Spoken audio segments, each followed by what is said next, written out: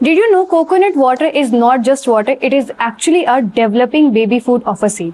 जी बिल्कुल, आपने सही सुना है। जो आप नारियल पानी पीते हैं वो एक सीड का डेवलपिंग बेबी फूड है। आज हम पढ़ेंगे डबल फर्टिलाइजेशन के बारे में, जो कि क्लास 12 का बहुत ही ज्यादा इंपॉर्टेंट टॉपिक है। Let's get started. तो ये है हमारा ओव्यूल, या फिर हम इसको मेगास्पोरेंजियम भी कह देते हैं। इसमें हमें अच्छे से पता है इसके दो एंड्स होते हैं, एक तो चेलिजल एंड और एक माइक्रोपाइलर एंड।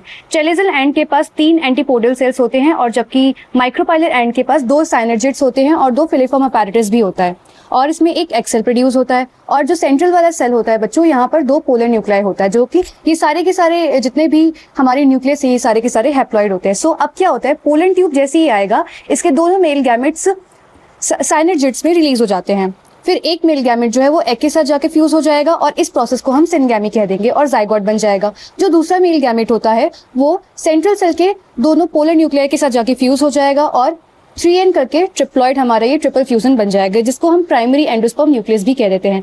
बाद में पेन में, यानी कि प्राइमरी एंडोस्पर्म न्यूक्लियस में बहुत सारा फ्री न्यूक्लियर डिवीजन होता है, यानी कि इसमें भी सेल वॉल नहीं पड़ेगा, सिर्फ और सिर्फ न्यूक्लियस की डिवीजन होगी, और इसी को हम क्या कह देते हैं, कोकोनट वाटर, जो कि एम्ब्रियो इसको कंज्यूम करता है डेवलप होने के लिए। बाद में ये जो प्राइमरी एंडोस्पर्म न्यूक्लियस है ये आगे जाकर के सेल्यूलर बन जाता है। जो हम लोग व्हाइट कर्नल खाते हैं वो एक्चुअल में क्या होता है, सेल्यूलर एंडोस्पर्म होता है।